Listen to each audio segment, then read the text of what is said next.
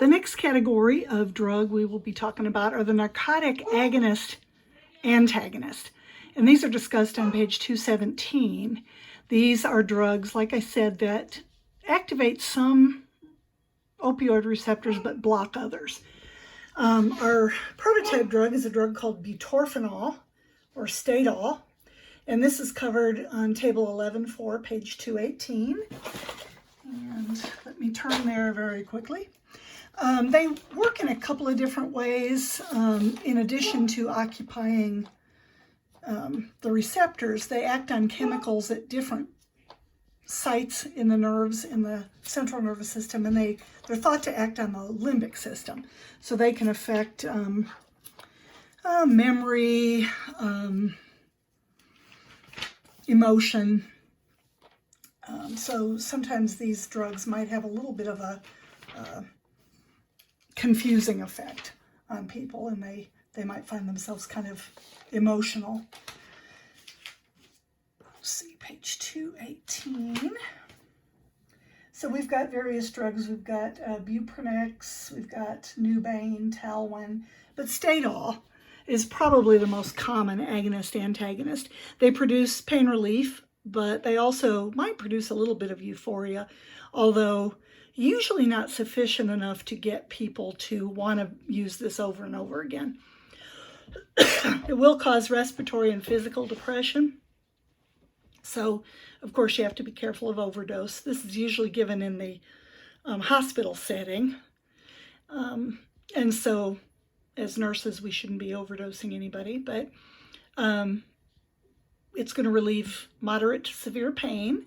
Sometimes it'll be given as a pre-surgical medication to relieve pain, along with all the other meds that are given. And many times it's given to patients in active labor because it's not a strong opioid agonist. Babies usually don't get respiratory depression with Stadol the way they can with morphine or Demerol.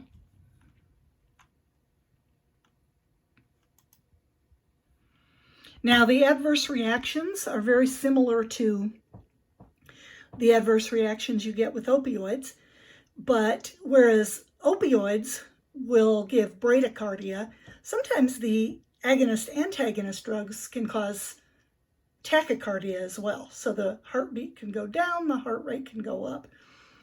Usually hypotension is seen with the opioid agonists, but sometimes you'll see hypertension. So there's no way to really tell for sure how a person is going to react. There can be changes in mood.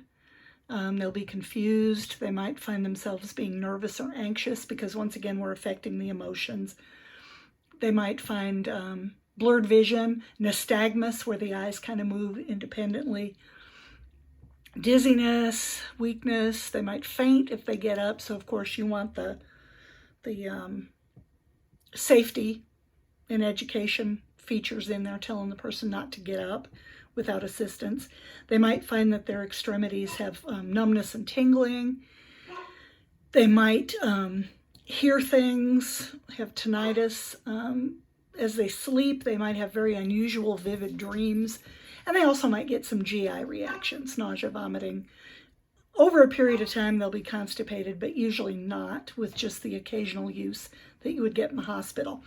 The only time that I have seen Stadol be used very often for the same person is there is a inhaled form of Stadol that's sometimes given to patients with migraine headaches, and they become fairly dependent on the Stadol and can have rebound headaches. They're not addicted to it, but their body notices if that drug is taken away. Usually this is going to be given IV or IM in the clinical setting. When it comes to the agonist-antagonists, once again, because it does have a certain amount of central nervous system depression, you want to caution patients not to use this with alcohol and tranquilizers. On page 218, we have nursing implications and patient and family teaching. And one thing that's true of this type of drug and all all narcotics are opioids. You want to switch to another pain med that's non-narcotic as soon as possible. Addiction is still possible with the agonist-antagonists, although we don't see it as often. But it's just always a good idea to get the person weaning off narcotic agonists or agonist-antagonists as soon as possible and switching to something like Tylenol or Motrin. All right, we've got a category called the non-narcotic centrally acting pain meds that we're going to cover. And this involves what they call a small group of miscellaneous drugs. And these are discussed on pages 218 and 219. Two particular drugs that might be given are clonidine. And we remember that we have heard clonidine before as a blood pressure drug. Here it's called Duraclon, and it can be very effective against chronic pain. Another one you might be familiar with is a drug called Tramadol. The trade name is Ultram. These are drugs that are considered more appropriate for mild to moderate pain or sometimes for people with chronic pain issues. Clonidine is usually a PO blood pressure drug, but it can be given in an epidural form for severe pain. You don't see it used as much, but it can be effective. Tramadol is used more often, especially for people with chronic pain. Now, just to talk about Tramadol. Tramadol is not listed as an opioid here. It is not included in the opioids. But one thing they found out about Tramadol later, after it had been studied and tried on different people, it does have a certain amount of effect on opioid receptors. Not as many as the straight narcotics or opioids, but still has some stimulation to the opioid receptors. There are fewer side effects, but you will still see people who will take their Tramadol and be slightly addicted to it. Sometimes they crush it and combine it with other narcotics, and that gives them a greater high. In pain relief form, it's comparable to codeine as far as the pain relief, meaning it's considered to be more of a mild drug.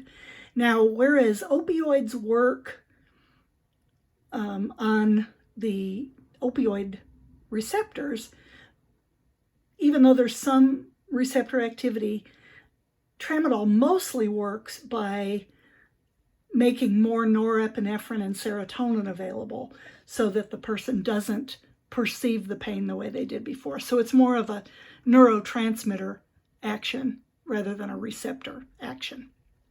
This is a little cartoon, and of course you'll be able to see it better when you bring up your own PowerPoint, but it shows a tram moving along, so Tramadol or Ultram, and it contains norepinephrine, and serotonin. And so remember that these two have an increased effect on the central nervous system. So they give you some mnemonics to remember. It's treatment for moderate to severe pain. It prevents the reuptake of serotonin and norepinephrine. Also, it's hard on the liver and kidneys, so you have to remember that. It works well, but if a person's got reduced renal and hepatic function, they might not be a good candidate for the Tramadol. You should assess the characteristics of pain, do a pain assessment, and find out how the patient's bowel function is, because even though this isn't a strong opioid or little opioid activity, just some, it's still going to have an effect on their bowel function. And people need some lab work done. If they're going to be on this regularly, they need their serum creatinine checked to check for kidney function. They need liver enzymes measured, and they should have their hemoglobin checked periodically. Adverse reactions of Tramadol, postural hypotension, it can make you sleepy, dizzy, dry mouth, constipation. Tramadol can cause seizures, especially if it's taken in large amounts, and combined with other drugs. And clonidine, as you would expect, can certainly make hypotension worse because it's originally a blood pressure medicine. And so you want to warn your patients, especially your older patients, about the risk of orthostatic hypotension.